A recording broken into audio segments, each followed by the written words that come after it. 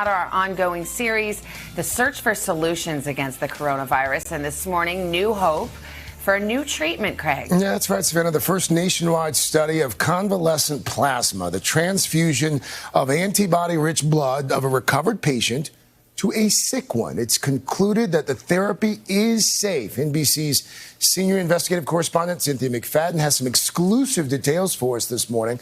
Hey, Cynthia.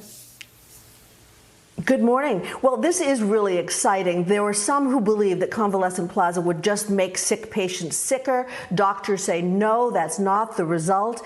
Now, whether or not the treatment is effective is yet to be studied, but for one patient who had the therapy, she says there's no doubt in her mind it works. Hi, everyone. Hello. Claudia Garcino was not planning on getting sick.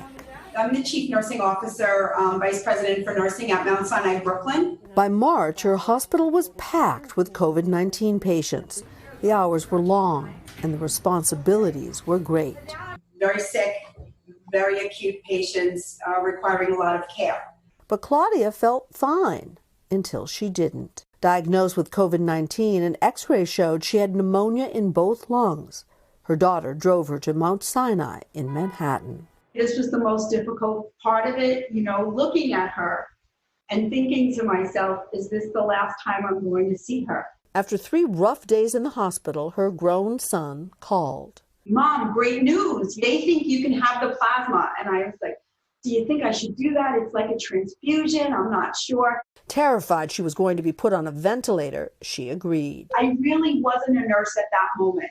I was really a frightened, sick patient who was worrying about surviving. Claudia was given 2 doses of convalescent plasma, the antibody-rich blood of someone who'd recovered from COVID-19.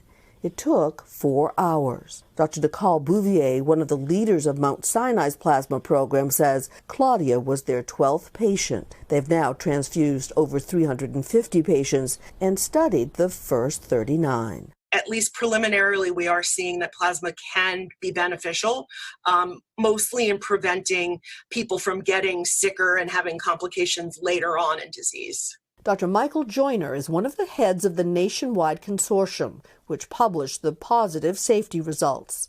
How encouraged are you by this, Dr. Joyner?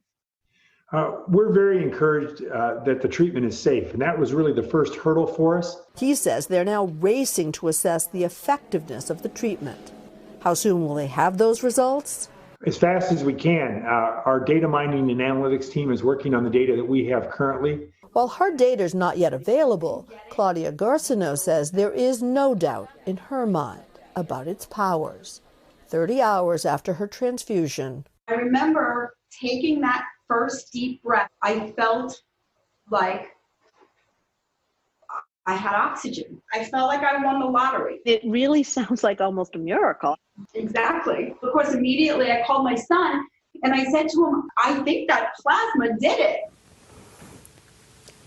So many doctors and patients all over the country have told us similar stories to Claudia's, but you have to watch out for confirmation bias, because we want it to work. We only report the cases that seem positive. Well, let's hope that's not the case. Those official results from all of those patients that they're studying nationally, Dr. Joyner tells us we should expect those within the next couple of months, and everyone, of course, is crossing their fingers about that. Back to you, Craig. Well, Cynthia, obviously Claudia's convinced that it worked for her. Do we know how many other people have received this treatment so far?